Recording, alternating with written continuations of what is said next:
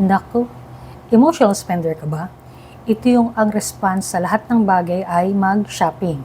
Nalulungkot, nasisiyahan, nagagalit, napapagod, shopping o paggastos. Okay, lahat naman tayo siguro dumaan sa ganyan, no? Or ginagawa pa rin yan. Okay lang yan paminsan-minsan.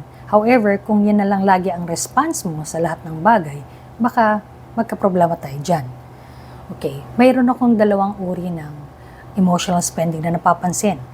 Yung isa yung deserve mindset. Yung lahat na lang may dahilan siya kung bakit niya deserve na bumili nito. Yun yung justification. Kasi I'm so pawis today, or napagod ako sa pinagawa ng boss ko, or napuyat ako so I deserve a big cup of coffee, etc. Okay? So, lagi siyang may dahilan kung para bilhin ang isang bagay.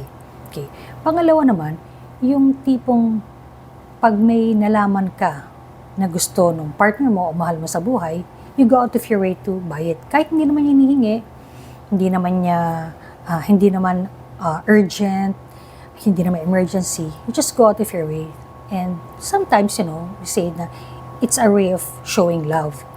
Pero yun lang ba talaga yung paraan ng pagpapakita ng pagmamahal? Kasi kung ganun din lang palagi, pinapakita mo na pera equals love, tinuturuan mo rin sila kung paano katignan. At baka maging problema yan later on. So, paano nga ba natin tatabasan itong emotional spending na nangyayari? Well, a few things that we can do. One, tanongin natin yung sarili natin. Saan pa nanggagaling to? Bakit ganito yung response ko? Bakit hindi ko ginagawa yung ibang bagay na pwede kong gawin in response to my stress or to my anger? Pag-isipan natin, maupo tayo at pag-isipan natin yan. Pangalawa, break the cycle. Kung alam mo na ikaw yung tipong pag na-upset ka, pupunta ka dun sa tindahan ng power tools or shoes or watches, kung ano man yung type mo, huwag ka muna pumasok doon kasi mapapahama ka. Pero in the event na napatapilok ka lang at napapasok ka doon, kapag meron ka nagustuhan, sabihin mo sa sarili mo, bukas ko nabibili niyan. To give yourself 24 hours to think about it. Medyo bumaba yung tama mo doon. Okay. Pangatlo, it will help if you have a financial plan or goal. Kasi alam mo na naka-allocate yung pera mo. So pag gumastos ka, wala yan sa budget, hindi mo maaabot yung goals mo or magugulo yung financial plan mo.